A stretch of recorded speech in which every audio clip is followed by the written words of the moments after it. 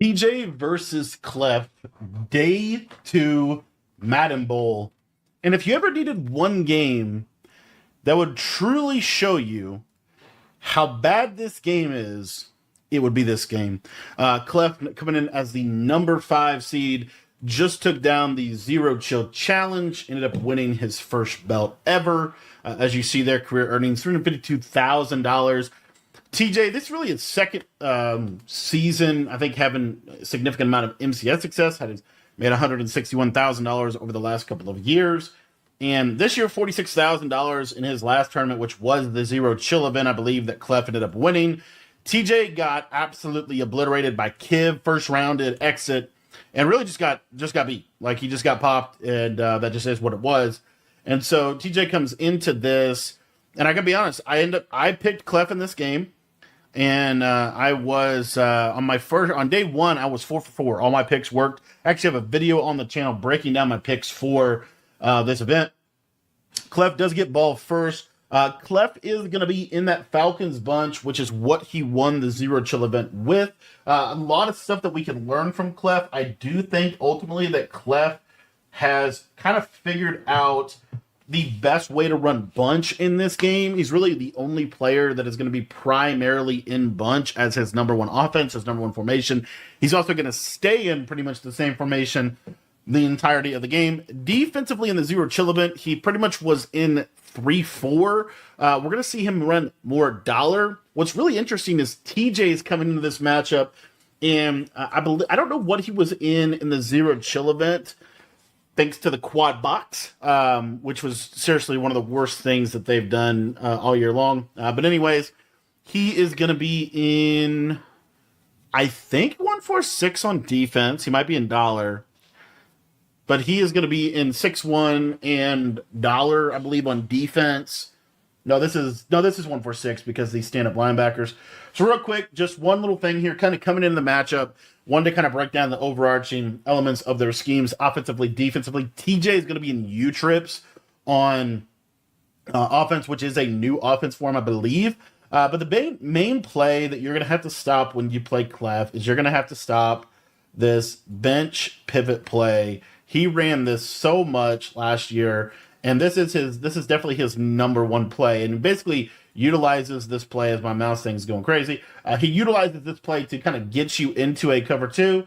That's then going to set up kind of this play within his offense corner divide, or he'll run flood for the nice flat route, and then he'll basically just create a different variation of that. Another play you'll see him quick snap is verts halfback under with kind of a mesh, and then a crosser, and then some type of wheel over here, and then that streak. So he is in Falcons primarily for this auto motion. He will mix in that some, but again, the majority of the offense is really, this is his number 1 play. So TJ is going to be in 146. You know that by this stand-up linebacker here.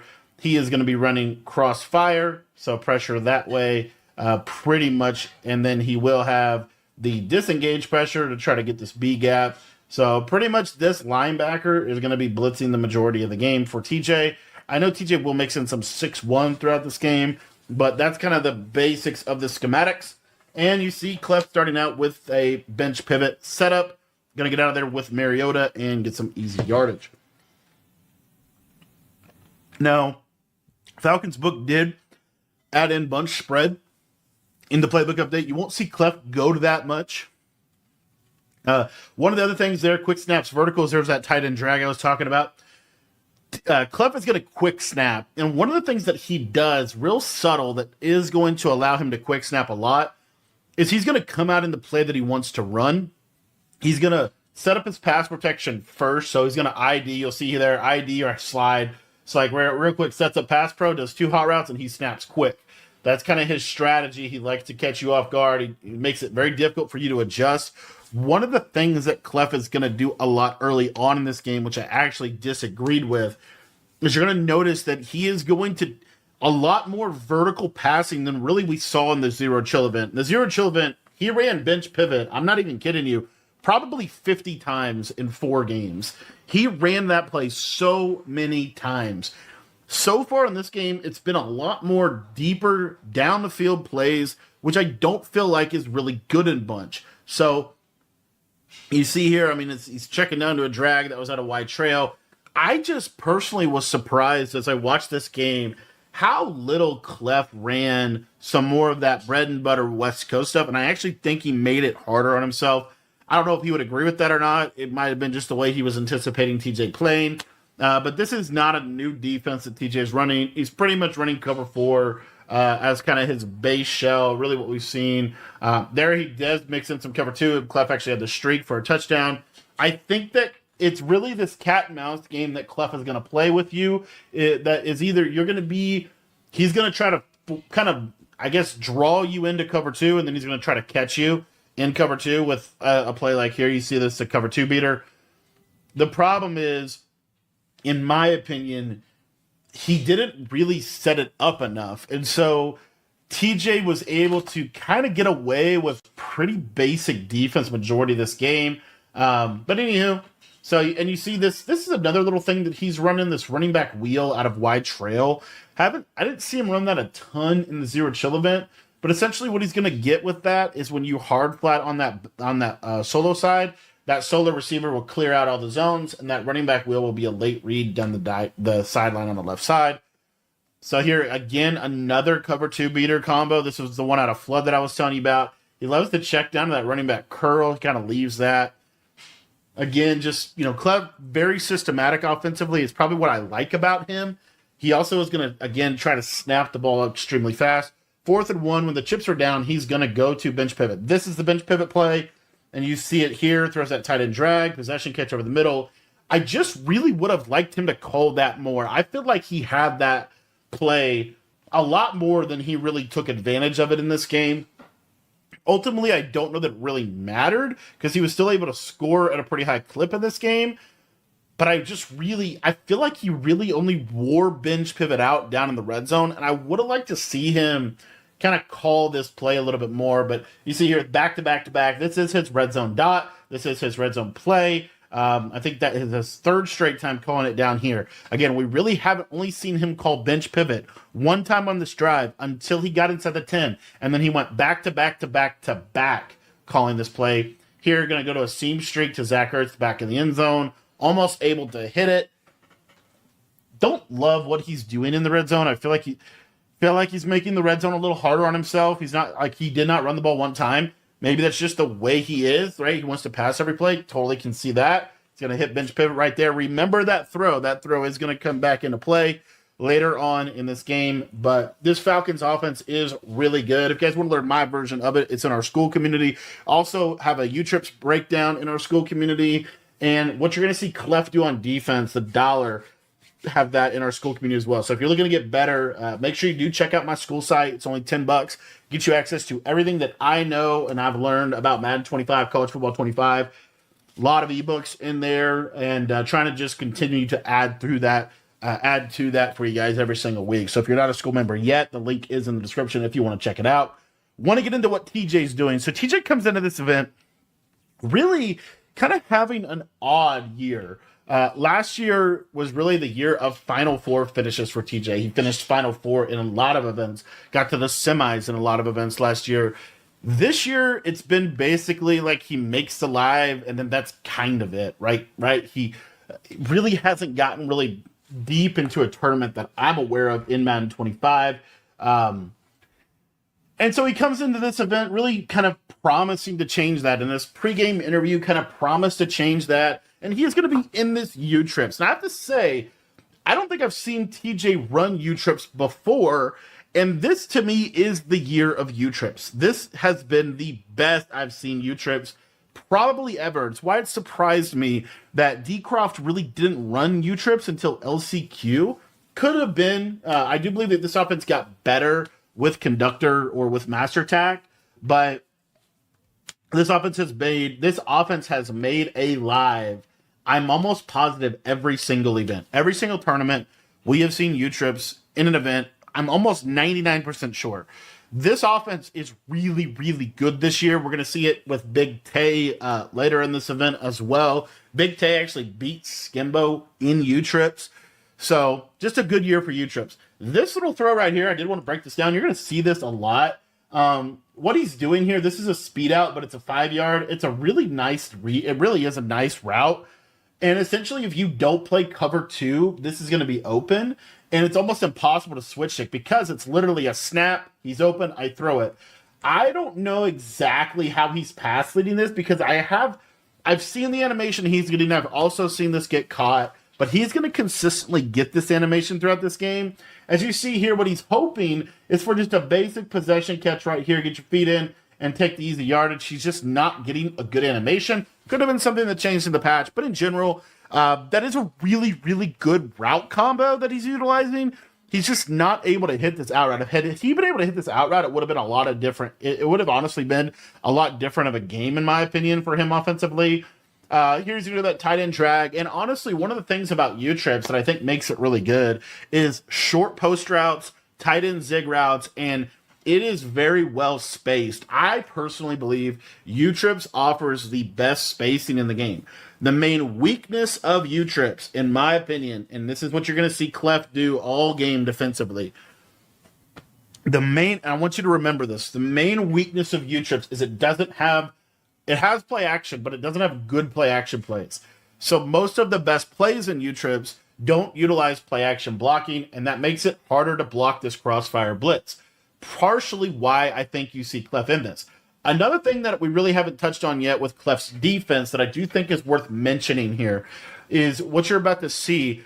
Notice the depth of his safeties. He's not going to do this every single time, but quite frequently in this game, his safeties are at the default depth within dollar.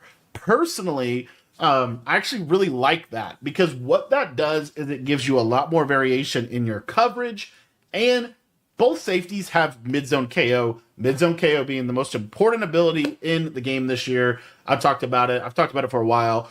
I feel like a lot of people were late to the game on mid-zone KO. I really do, because there was ways to get mid-zone KOs here. Like, literally, the only ability that you have to have in this game, in my opinion, is these two players have to have mid-zone KO. I don't really care what you do everywhere else. Mid-zone KO has to be on the safeties. That being said, the other thing that I want to just quickly point out is Clef is going to also have pick artists on his safeties. So he does have pick artists all over the place. I believe he's rocking a 40 Eagles themed team. But one of the weaknesses of his safety's depth is the fact that you can throw to the tight end in the middle of the field, which is what TJ just did. First red zone drive for TJ. He's going to go to this UTrips out of the Pats playbook. It has this little, I don't know exactly what this route is called. I think I've heard people call it a swirl route, but I'm not 100% sure. That route is really good. It gets kind of underneath a lot of zones, and it pulls zones inside. But again, what are you noticing? Hopefully, that Clef's 4-man loop is consistently putting passive pressure on TJ. I'm really surprised at some of the changes that Clef does go to throughout this game. And I actually think he's going to make a big mistake later in this game that we're going to try to deep dive into more of the psyche side and why he did that.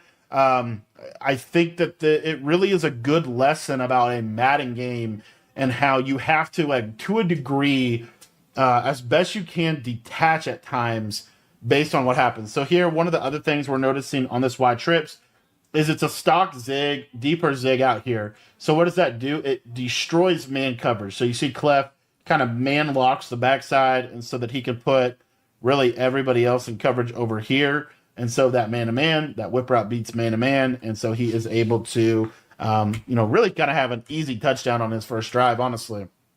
So, all in all, I feel like Clef's strategy defensively coming into this tournament really is to maximize his switch stick, which he has a very good switch stick, and we're going to see that later on in this game.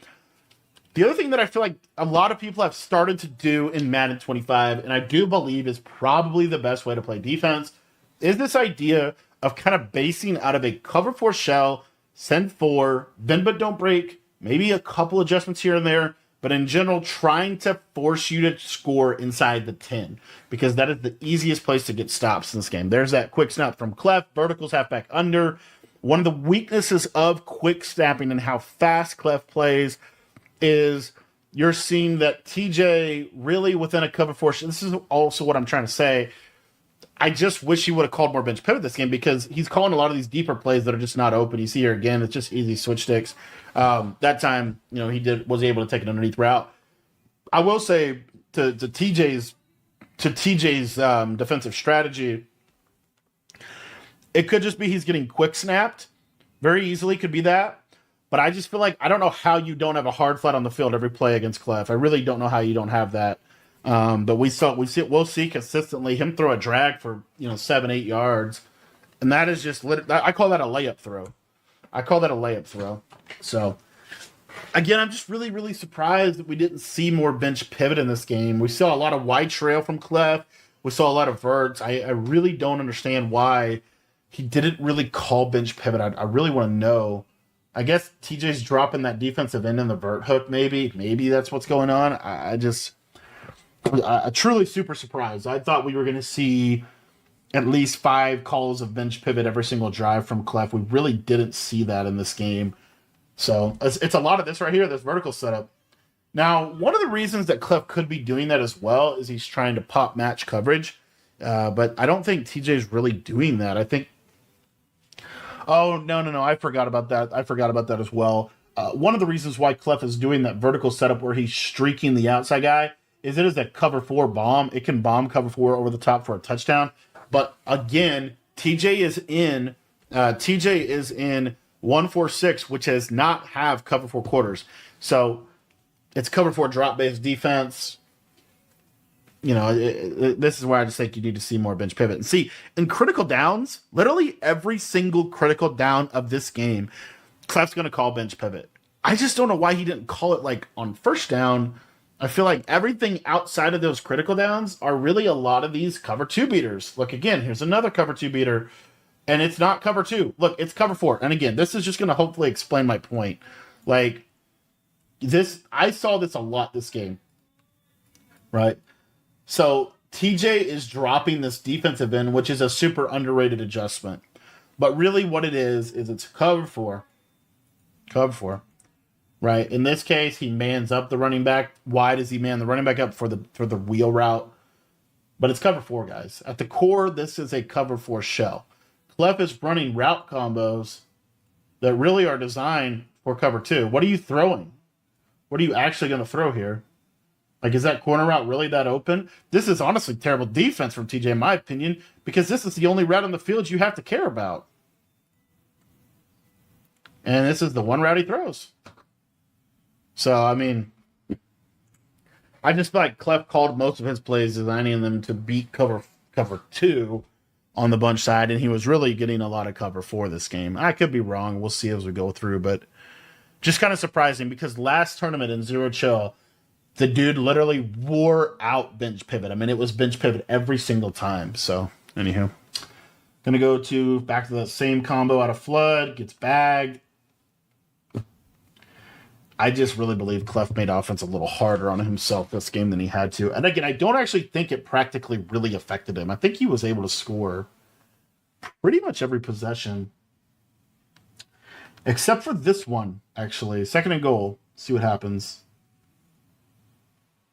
So, goes to that vertical setup. There's a drag, and that was that cloud flat on the left side. He probably, that's where I think Clef kind of got what he wanted over there, but because he's in the red zone, he can't fit that in. Anyway, 3rd and goal, probably going to be bench pivot. No, it is not bench pivot. Spacing switch. Running back manned up.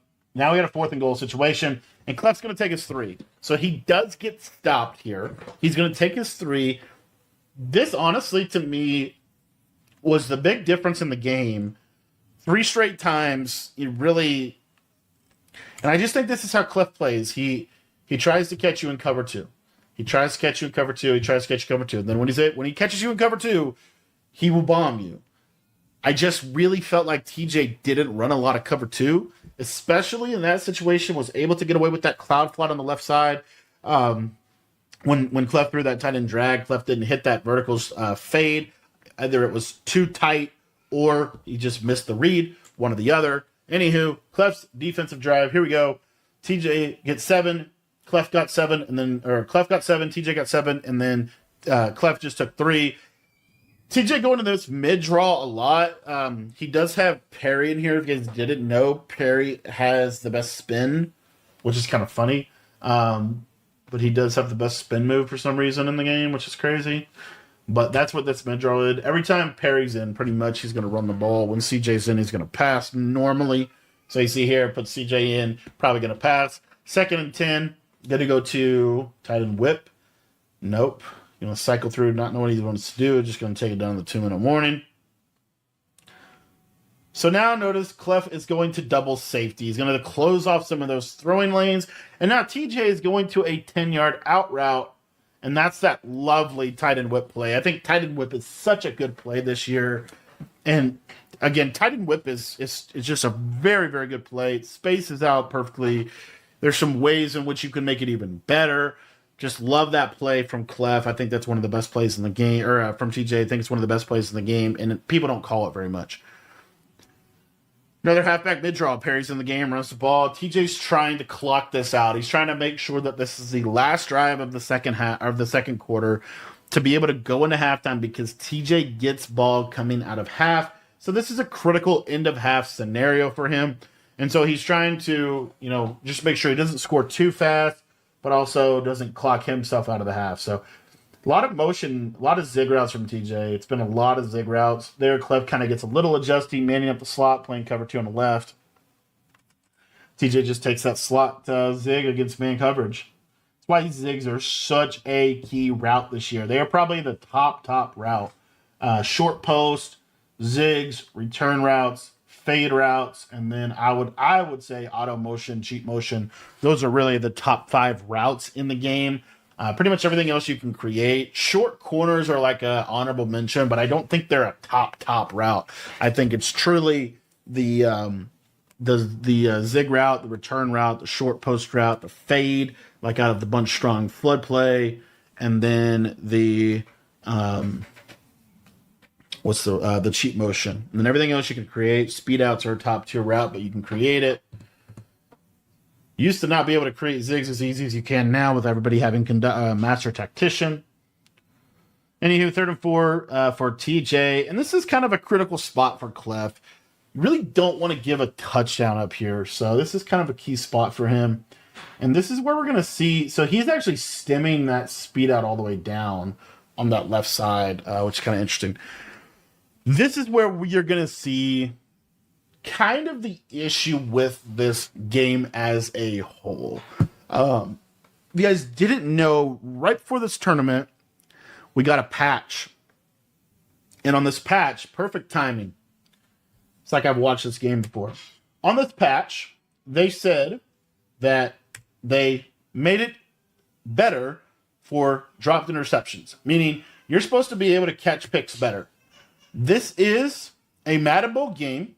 Clef switch sticks, puts him right in position, has pick artist on him, and he drops the interception. Why does he drop the interception? Well, according to Mole, the video that Mole shared with the community was probably because he collides. If you look at this, he kind of collides here with this tight end, this animation. He gets sucked into this animation. And guess what? It triggers a drop pick. Just going to say this right now. This is a flat-out lie by EA Sports. They told us that they fixed drop picks. The whole goal with the latest patch was we are going to reward good decisions and we are going to punish bad decisions. TJ, in an MCS game against the last belt winner, throws right at his user and he does not get punished for the interception. Rather, he gets rewarded for a stupid mistake in a critical, gotta have it situation moment. And this is not the only time that this is going to happen in this game. I'm really frustrated when EA Sports continues to tell us, and he's going right back to the same play. This time Clef kind of bags it up. Intentional. I'm so over EA Sports telling us that they fix things that they blatantly don't.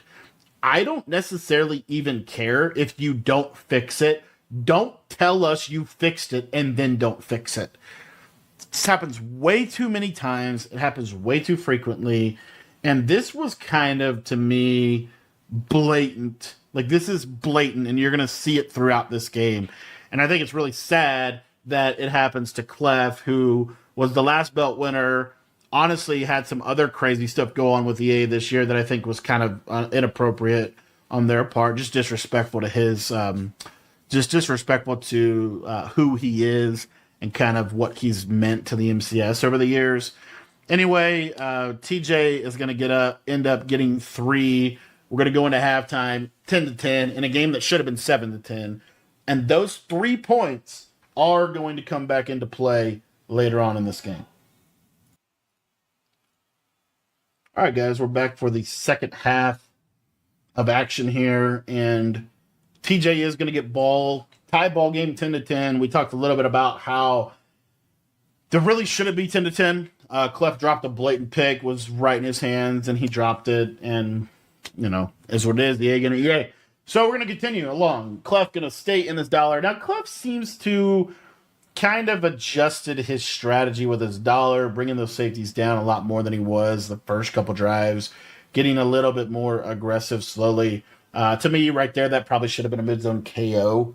But anyway, one of the things you're noticing about TJ's offense, and that's why I say UTrips is so good this year, because Clef is in what I would consider to be the best defense in the game. I think Dollar is the best defense in the game. And I believe that Clef is in the multiple defensive playbooks so that he could have 3-4 odd, which is what he used to win his last belt. But I do think, especially after the patch, Dollar became even better. The clear-cut best defense is probably Dollar at this point. Maybe 3-3-5 odd, maybe 1-4-6, maybe 6-1. But I still think Dollar clearly has the best. It's the best coverage by far. And what you're noticing in almost every single play for TJ is how wide open player, like they are. I mean, the spacing in this formation is just so good for this game. It really is. So anyway, I just think if you have not really took a serious look at UTrips is really, really good. So again, here's that stem down all the way speed out. I'm going to tell you right now, if he does not stem that speed out all the way down, I think he completes almost every one of those passes, by the way. I've never seen someone stem it down like that all the way. I've always just seen the basic 5 yards and then out. The 5-yard out, to me, is always completed. But maybe there's got to be a reason he does that. Here we go. So here, Clef's going to get up, and he's going to say, that is 3. That is 3. He's going to look TJ in the eye, and he's going to say, that is the 3rd interception that I have dropped. That is third interception that I have dropped. And I want to break this down again. Again, guys, EA told us they are going to reward good decisions and they're going to punish bad decisions. Look at Clef's defense. It is quarter, vert hook, cloud flat, mid-zone KO pick artist, mid-zone KO pick artist, mid-zone KO pick artist. I know for a fact that this is pick artist. Why? Because watch what happens when he throws it. See the light up? And then see the light up. It lit up on the mid zone because he was reacting, and it lit up here because he's attempting to catch the ball. It has pick artist on it. Clef paid AP so that he could have pick artist so that when you throw the ball right at his face, he can catch it. He not only has a patch that says, we fix drop picks, yay Madden, but he also has an ability that says he will improve his chance to catch the ball. This is the 3rd drop pick of this game, and this is by far the most blatant one. TJ throws a pick 6. This isn't just a pick. This is a pick 6. He throws right at his face, and he cannot catch the daggone interception. At some point, the drop picks have to be addressed. Since we've been on Next Gen, it's been a legacy issue in Madden for a really long time. Since we've been on Next Gen, it continues to get worse. Defense is hard enough as it is. Clef plays amazing defense. He adjusts. TJ makes a bad decision. His 3rd bad decision of the game.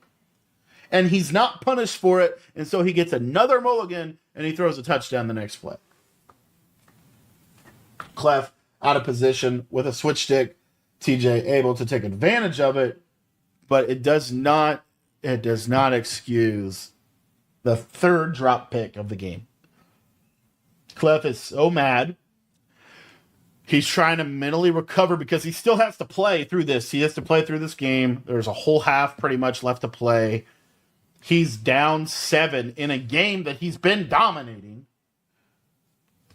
TJ got the 3 before half that he shouldn't have gotten. He got the 7 there that he shouldn't have gotten. At the very least here, it's 10-7 Clef's ball. This is so bad that this is in Madden Bowl and this is happening. Clef going to throw into a mid-zone KO right there. That very easily could have been a pick for TJ. If TJ would have gotten a pick right there, I think Clef would have literally walked up the stage. Because Derwin James, I know he does have pick artists, but this is just really bad. Clef goes right back to the same exact play, hits the crease. That's why he runs that verticals play. It's a real nice cover 4 dot, as long as TJ doesn't user it, which TJ's trying to run that disengaged blitz, which is going to take his user out of the play.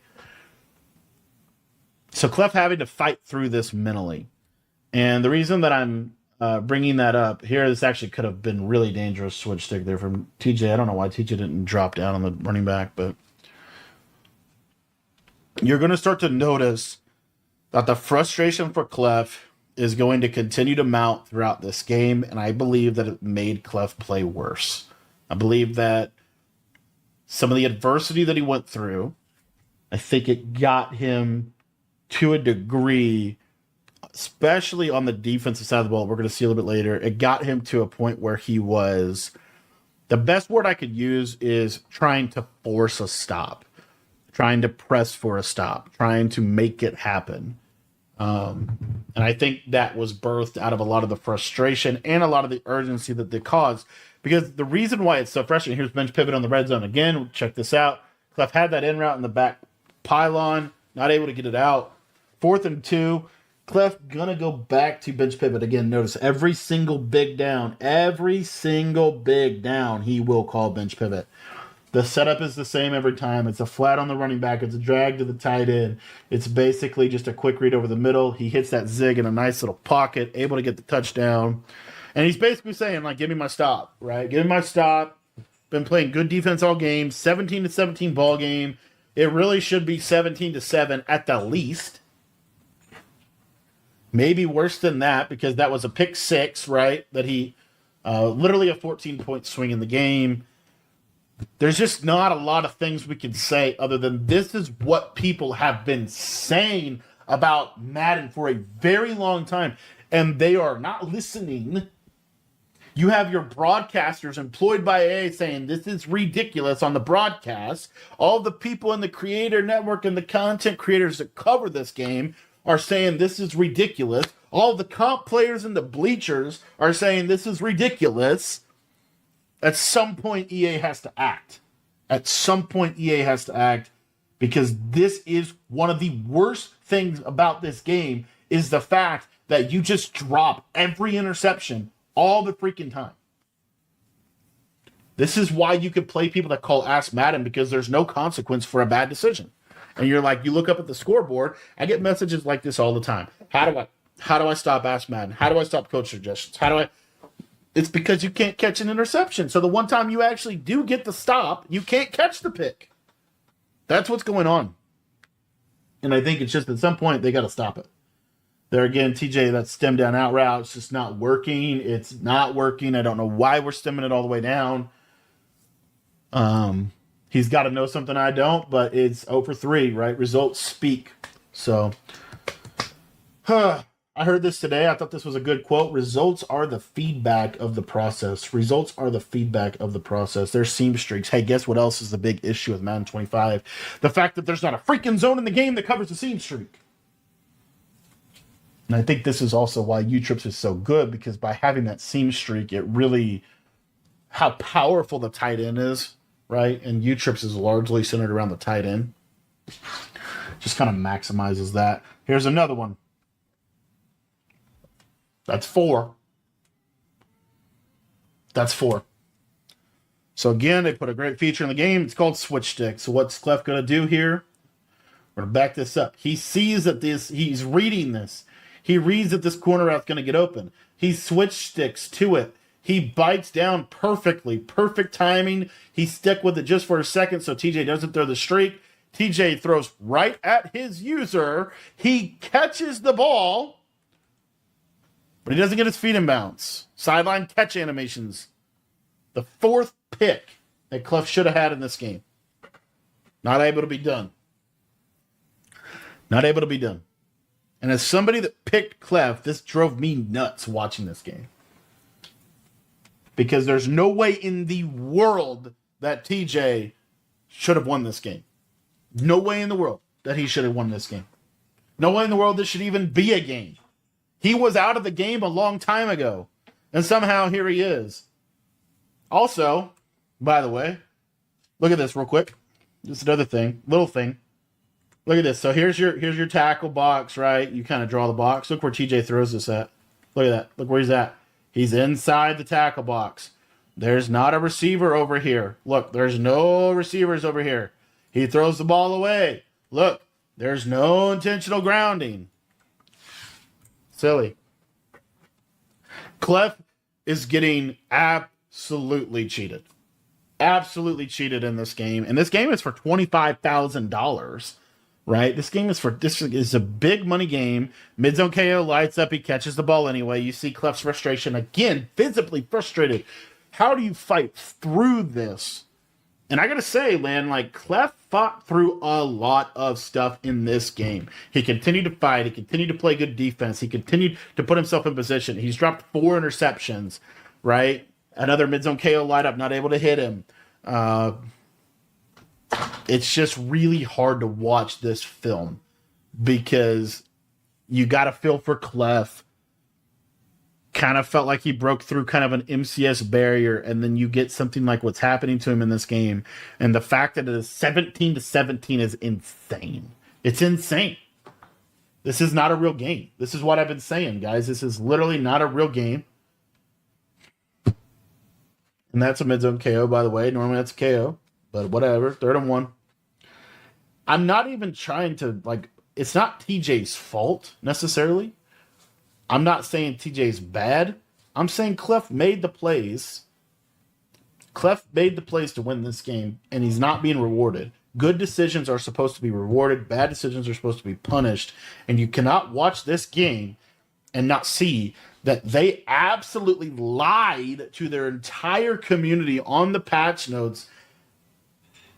And it just bugs me. It really bothers me that here we are again. It's an MCS game, right there. Good play from TJ. He catches him in the run commit. Clef just trying to sell out for the run. TJ ends up going to the pass there. Not really anything much you can do about that. It's just TJ guessed right at the end of the day. He thought Clef was going to run commit. He did run commit. He had the streak. He beat it. So 24-17. So again, one of the things that I said is you're going to start to see Clef. You're seeing this drop picks. You're seeing this fatigue, and I think you'll start to see it more. It's going to start to wear on some of his decisions. He doesn't necessarily make wholesale bad decisions. It's just he starts to try to force it through. He starts to try to force the play to happen. So goes back to that verticals play. That's kind of his main play, really, this game. Is just that verticals with the double drag, with the drag and the running back in route. It's a tight end drag, running back in route, and then a streak on the outside. Just takes 2 hot routes. Here he's going to mix in this cheap motion play. This is a 2nd and 1. I don't love this route combo for what TJ's doing, really, but he is going to have the post. He just missed it. What that combo takes advantage of is really the switch stick onto the left side inside quarter. And I just feel like, also, real quick, TJ did change up defenses. He's going to go, and look what we're in again. Bench pivot, big down. We throw bench pivot every single time. Every single time we throw bench pivot in this situation. And that's going to take us to our 4th quarter. So put your 4s up. We'll see what happens the rest of this game. And, just like I said, just really frustrated for Clef. Just feel like it's not Not cool. Not cool by EA. At the end of the day, I think they might have actually made drop picks worse, but I don't know that for sure. So I'm going to go back to the exact same play here. What he's looking for is that inside quarter here. He's going to get that man up, and he hits this cheat motion over the top. I don't know why we threw that one. I think he thought he had a step on it, but he did not. And also, he's called cheat motion, back to back. Really hasn't been there for him. Going to go back to wide trail. Really attacking that high-low on that flat zone on the left. And you see, I just don't know why you would ever cover 2 on that left side. I guess you got to pick and choose your spots. But he's going to go back to it again. This time, finally able to hit that post. Kind of in that pocket. Real nice read. And going to go back to this kind of mainstay verticals. Good switch stick by TJ onto that weak side inside quarter. Kind of hits CJ late in the play. Able to get this. And again, this is where I just don't quite understand it. Clef's going to make a decision here to... I think he is. Let's see. I'm going to let it run a little bit here. Is he thinking about it? Let's just go. So he's going to go to bench pivot. 2-point play. Again, every big down, he's calling bench pivot. Doesn't get it. I don't love the 2-point call. And the reason why I don't love the 2-point call is because of what he does next. It's really... I understand the 2-point call if you onside. It doesn't end up mattering, but notice Clef, I think he meant to onside. You see his facial expression on the top right. I think he meant to onside it. He doesn't. He chooses to kick it out of bounds. And this is what an example of what I'm saying. Like, I think this is such an emotional game for him, and he's going through it, and he's getting absolutely railed by EA. He can't catch an interception, and he goes to that, and then he does this. He goes to 3-4 odd. Goes to 3-4 odd, immediately gets darted. So honestly, this isn't bad for him. The fact that TJ got a big play on first down is really what Clef would want, because he didn't get a touchdown, but he got him to a position where he can't clock him out mathematically. Now TJ cannot clock this game all the way out, so it's going to allow Clef to have another chance at the game. But Clef stays in 3-4 odd, and if you watch this, everything is open. Everything's open against 3-4 odd. Everything's open for TJ. You'll see it. And I just think it's odd. Everything's open, man. Got a motion block, have the tight end zig, running back streak. It's just the freest stuff. It doesn't feel like... I just feel like the reason you go to 3-4 odd typically is because of pressure. TJ blocked this blitz every single time. You're playing UTrips where they don't have great play action plays. There he didn't block it. He chose to send 5 out. Really didn't have a good combo. Clef screamed at him. But, I just don't love the switch to 3-4 odd. I understand in the red zone, but I just don't love the switch to 3-4 odd. And this is where I started to really feel like the emotions of the game. He actually gets some stops here, but the emotions of this game, I think you start to see it really weigh on him here. When he makes this switch to 3-4 odd, you start to see just a lot different style of defense. Not really able to use from the tight end like I think he wanted to, but he does force TJ to go for 3. And really, if you're Clef, you feel good. You go down and get 7. You get out of this game. All is it all is well that ends well. TJ chooses to kick it deep. He's going to make Clef drive the length of the field. Clef's goal here is basically to score with very little time for TJ to go down. Now again, remember I said those drop picks are a massive deal. I said the field goal at the end of half was a massive deal.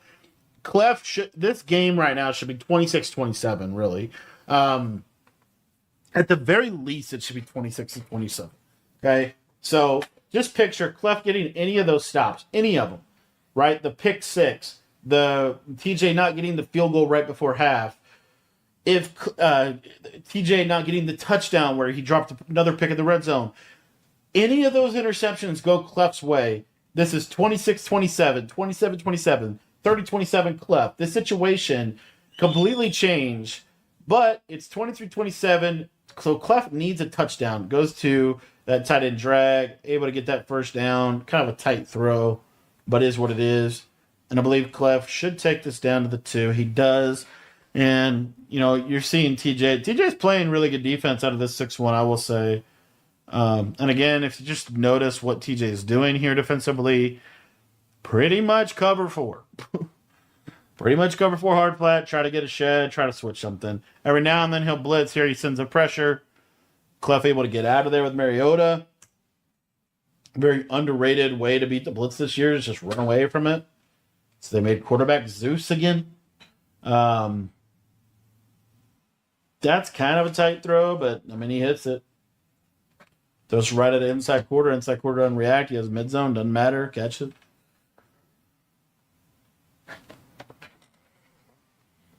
Wheel route, not there. Crossman, the crosser. And you see, I just think I'm just really surprised there was not more bench pivot calls in the actual offense. I feel like bench pivot was really only a play we ever used, like when we really needed a dot. And I feel like 90% of the bench pivot calls was inside the 10-yard line this game. Last tournament, bench pivot was called all the way up and down the field. It really set people up to get him in cover 2. And I just feel like he's not really, like, these are late reads or switch stickable routes. Like, it's just not as good as he looked in Zero Chill. And it's not really anything TJ's doing. It's the play calls are different. But he's able to hit a wheel route again. There's that wheel route that he loves to hit. Out of wide trail, just wheel the running back, snap the ball quick. Gonna go to flood again. This is the consistent theme, right? Cover 2 beater, cover 2 beater. He gets the cover 2 call, but because of where he's at on the field, that corner route can't get enough clearance to be a safe throw. So he's gonna throw it away. It's gonna bring up a 2nd and 10. One of the other things that's kind of underrated about this situation for Clef, in my opinion, is he's choosing not to run the ball. He's choosing not to run the ball. He's choosing not to take TJ's timeouts. He's choosing not to take any clock here. There's a bench pivot call finally. Again, we're about the 10-yard line, and he's going to hit this. Big issue with this is you just gave TJ the ball back down 3 with 3 timeouts. TJ has 3 timeouts. Minute 3, if you're TJ, like the way this game is gone, you couldn't ask for anything more. I felt like Clef should have ran the ball a little bit. I don't know if maybe, I don't know what was going through his head necessarily, but I do feel like didn't take any of TJ's timeouts. This is a very easy situation for TJ to be able to just move. The way this game's been going, Clef, you're not going to catch a pick. I wonder if he's thinking to himself, I have to catch a pick at some point. Maybe it'll be this time. I don't know. But I just thought, really the lack of runs down there was I think it's going to, I don't know. I just don't know why he didn't do that. Because you normally would see like a clock there a little bit or a little bit of something, but we didn't see any of that. We just saw him call his plays. Again, 3-4 odd. Almost got him there. It was just a little late, but he didn't get him. But I mean, 3-4 odd for Clef. Again, I just really would have rather him stayed in dollar. I think the switch to 3-4 odd was... It just feels like everything's open, and it feels like he's not getting any pressure. There, he got him again. Oh my gosh, I forgot about that one. That's just an amazing switch stick. And the thing is, he has lurk artist and mid zone KO on him. Like, what are you supposed to do? Look at this. I mean, this is just a great play. Like he's off here. He switches. He's biting down instantly. I don't know how you could play this any better. Look at this. Look at this. And oh, by the way, he catches the ball. I think that's 5. It's 5. That is 5 obvious user clicked on pick artist, lurk artist. It doesn't matter. Another dot. I mean, you just watch this game and you feel so bad for Clef. 5. Every freaking drive, basically. I think it might literally be every single drive, except for maybe the first one. Clef has dropped an interception. And somehow, TJ has 27 points. with the ball. Still in 3-4 out. I just noticed like there's just not much pressure on him. He's able to roll out. Like there's just not much pressure on him. I think that's a big issue. I just think if he'd have been in dollar, it would have gone better for him. I think that, UTrips struggles to consistently pick up dollar, in my opinion. And because of the lack of good play action plays, 3-4 odd it just seems like Clef's not able to get any pressure out of this. And I think because he has to kind of watch the tight end so much because of the way the formation works, it's just, yeah. And you got him on a 4th down. He did get him on a 4th down here, 4th and 3. But I just didn't feel like ultimately 3-4 odd was really the move. Big 4th down here. TJ going to block the tight end. And basically that's just a product of not having good pressure. Able to get out of there with Williams. TJ almost scored there. And now we have a red zone position. I don't mind the 3-4 out in the red zone. I don't mind the 3-4 out in the red zone. I felt like it was really pretty good red zone defense from Clef. I just felt like trying to defend UTrips in 3-4 odd, it just seemed like everything was open for TJ. I just felt like everything was open. But there was a crowd.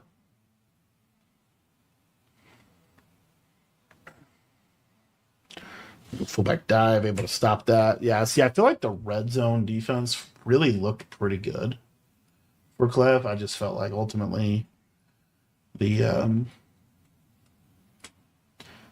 outside of the red zone, it really didn't look that great. So swinging back wing pair again. This is where he caught him on the run commit last time. We'll see what he does here. Gonna flip. Now, if you're TJ, another underrated thing, notice what TJ is doing. He's running the ball. Why? So he can take Clef's timeouts, right? So look, watch. Every time he runs the ball, so he's running again here. Even though Clef's stopping him, look, takes his timeouts. What does that do? Well, it puts Clef in a position where he can't go down and score. Which to me, what you would think would be one of the goals of TJ. Or one of the goals of Clef on the previous drive. So I just thought, I really didn't think he managed that great. But maybe he did it the way he wanted to, right? He did it for a reason. I just think the reason was he was so angry and he just was, I don't know. I mean, you saw like the not onsiding, the kick out of bounds, the staying in 3-4 odd and sending it, and it's not really working. It's working down here, but it was not working in the main field. Anywho, so TJ, kind of a decision here.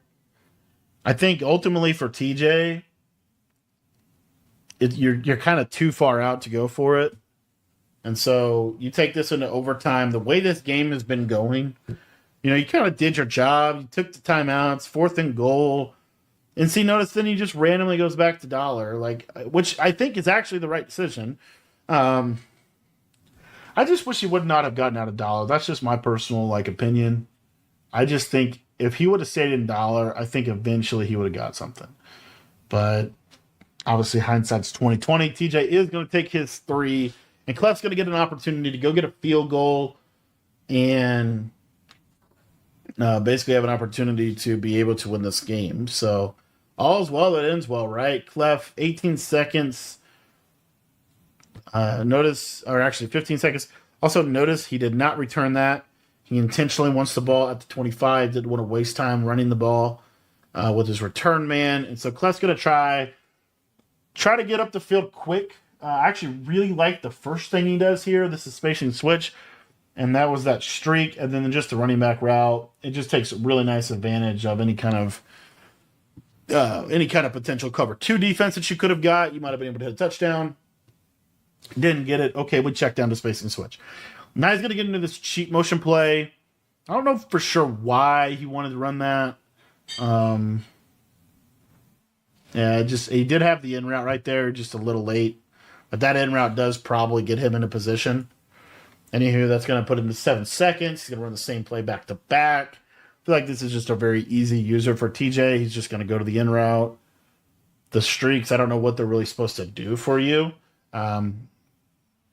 Again, I think one of the big kryptonites of the offense in this game, and he only got stopped really one time, but he just didn't look as good offensively as he had all tournament in Zero Chill. And I feel like it's truly because he really never wore out the bench pivot in the main area of the field. He only wore it out in the red zone or on big downs. So anyway, that's going to take us to overtime. So these guys are going to go to overtime here. And I think, honestly, this kind of goes the way Clef wants it to go. Like, TJ gets the ball in overtime. It's like, here's your chance to get your stop. But, again, he stays in 3-4 odd here, I'm pretty sure. And I just feel like every single drive he was in dollar, he stopped him. He just didn't catch the pick. 3-4 odd. Feel like he did have, I think that one was 3-4 odd that he didn't catch the pick. But I just feel like he really didn't have, I feel like things were a lot more open for TJ. Obviously, there's a reason he stays in it. Maybe just to change it up. That was actually the best we'd seen. Good pressure on a block tight end that really forced him. Man user over there struggling, breathing heavy.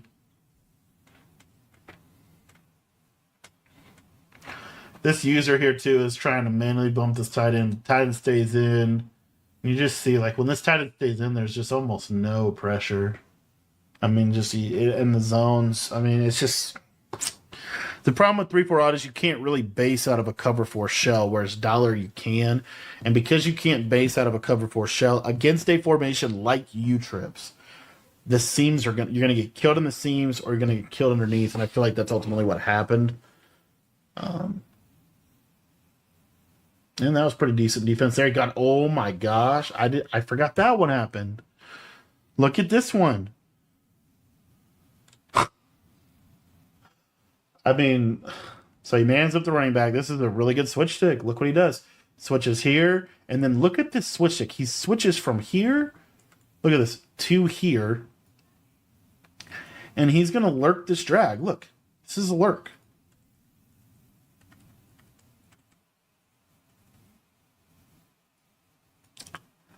That's 6. And you just see, like, kind of a defeated Clef. Like, it's like, gosh, it's 6 times, man. That's 6 times. He's right there. Another bad read from TJ. I hate to be critical of Clef because ultimately I believe he was ridiculously screwed in this game. Should have won by multiple touchdowns. Dropped 6, like, didn't catch 6 picks. 6 plays were in his hands, in his grasp, in his reach, and he didn't catch the ball. Not his fault. Right? Not his fault. So I hate to even be critical of it. Ultimately, I do think it's hard for 6 drop picks not to affect you mentally. Clef has to continue to tell himself over and over again, the next play, on to the next play, on to the next play. And the problem is, every single time he makes a great play, he just continues to get punished, not rewarded. And TJ is getting rewarded for 6 bad reads. I think it's just terrible. Anyway, he's still able to move the ball down the field. Clef on the safety now, kind of out of position there. Tight end did. And TJ is doing a good job of blocking the tight end some the tight end hasn't some. So he's kind of not letting Clef get into a real rhythm defensively. It's just a lot of high-low on that strain on that safety. If that safety goes back, that drags open. It's just good blitz beating from TJ. 6 drop picks is 6 drop. You know, not all of them were dropped, but they weren't animated on or weren't caught. Right, 6 picks that Clef didn't catch. 6. Pretty bad. Kind of highlights the main issue with Madden 25. EA Sports rewards bad decisions and punishes good plays. EA Sports, it's in the game. 2nd and 1, TJ is going to set up every running formation of all time, and He's going to run the ball at some point. He's going to call play at some point. All right, fullback dive for TJ. Hasn't worked yet. See if it works here. 2nd and 1. Doesn't work. I don't know why we're calling it still. Maybe he wanted to get stopped there to get more. I mean, you don't really. Time management's really not an issue. So, I mean, he actually really wanted to call that play, and that did not work. So, 3rd and 2, going to pass. Kind of surprised how much he's staying his, like, base offense down here.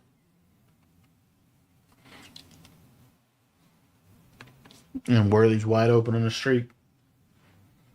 And I'm almost positive, guys, like, what's TJ been running a lot out of UTrips? If we broke down the combos, it's a block tight end, it's some type of 2-man game here, right? But really the main thing is post, drag.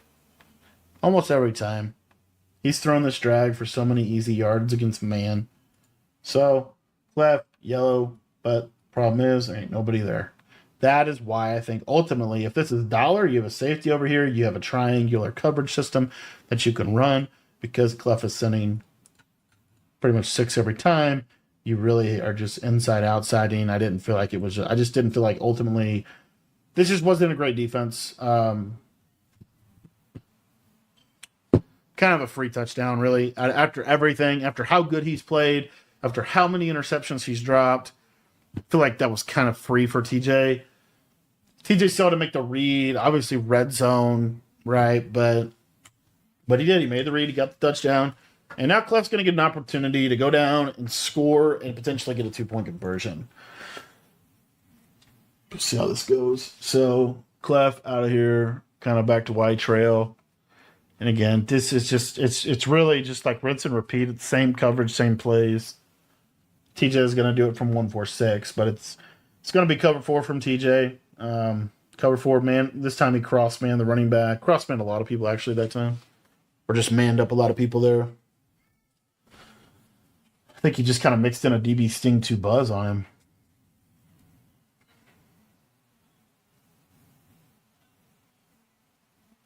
That send 4 is so good. That send 4 just gave Clef fits right there. And now we got him on a 4th down. And you just see, I mean, it just sucks, bro. It just sucks. 4th and 10. He's going to go to flood for the bread. Notice, watch what TJ calls on defense, by the way. I want you to watch here real quick. I don't know where the flat zone is. I don't know where the flat zone is. I think he was expecting bench pivot because it was a big down.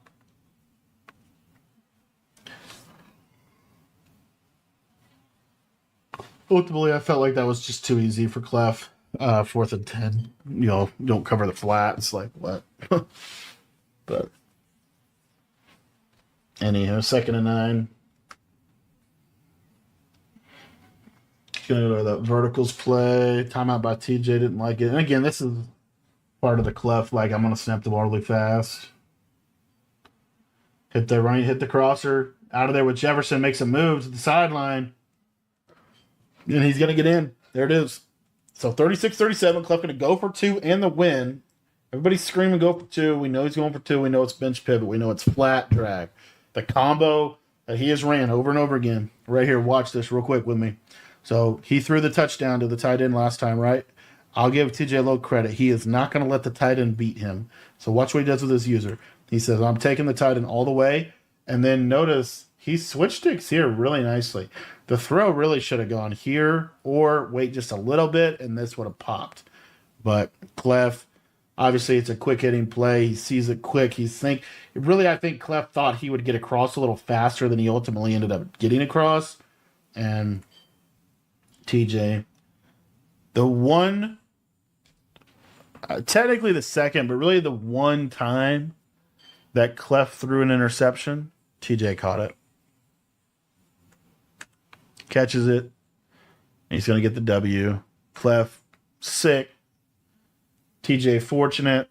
My first pick of Madden Bowl that didn't come to fruition. It's a pretty sad ending. Says good game to TJ. He knows he's frustrated.